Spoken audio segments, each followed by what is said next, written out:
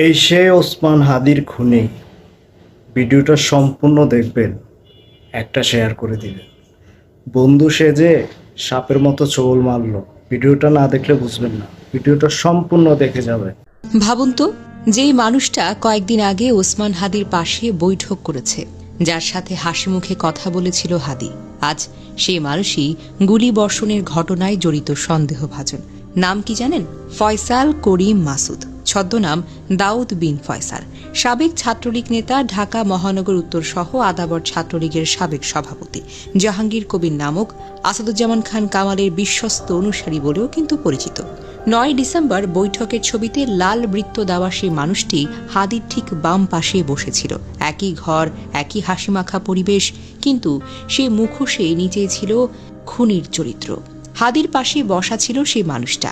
সে হয়তো অপেক্ষা করছিল কখন রাস্তা ফাঁকা হবে, কখন হাদিকে আমি একটু একা পাবো, কখন সবচেয়ে কাছ থেকে আমি গুলি করতে পারবো। এটাই তো সবচেয়ে ভয়ঙ্কর সত্য। খুনিরা হঠাৎ করে আসে না, তারা আমাদের কাছেই থাকে, আমাদের মধ্যেই থাকে, বন্ধুর মতো, কর্মীর মতো, সমর্থকের মতো, অন্যদের মতোই সাধারণ পোশাকে, সাধারণ চেহারায়। আমরা শুধু টের পাই না। ওসমান হাদির মাথায় যে গুলিটা লেগেছে, চিকিৎসকদের ভাষায় এটাকে বলে পয়েন্ট ব্লাঙ্ক, অর্থাৎ একেবারে কাছ থেকে করা শট। এক পাশ দিয়ে ঢুকেছে, অন্য পাশ দিয়ে বেরিয়ে গেছে। এটা কি বার্তা দেয় জানেন? শুধু একটি হত্যার উদ্দেশ্যে নিশ্চিত করা। এটা এমন একটি পরিকল্পনা যেটি সাধারণ কোনো হামলা হতেই পারে না। এটা ছিল টার্গেটেড কিলিং। 12 ডিসেম্বর দুপুর সেই সুযোগ এলো।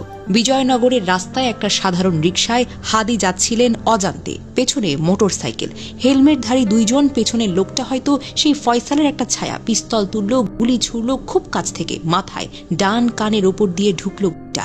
শক্ত খুঁড়ি ফুটো করে হাড়ের টুকরো ছিটকে মস্তিষ্কে চিরে ফেলল। বাম পাশ দিয়ে বেরিয়ে গেল রক্তের ঝর্ণা দিয়ে, যেন একটা ছুরি দিয়ে মাথা চিরে ফেলা হয়েছে। রাস্তায় রাস্তায় রক্ত, রিকশায় রক্ত, হাদির শার্ট লাল। প্রত্যক্ষদর্শীরা বলেন, শব্দটা শুনে পা কেঁপে উঠল সবার।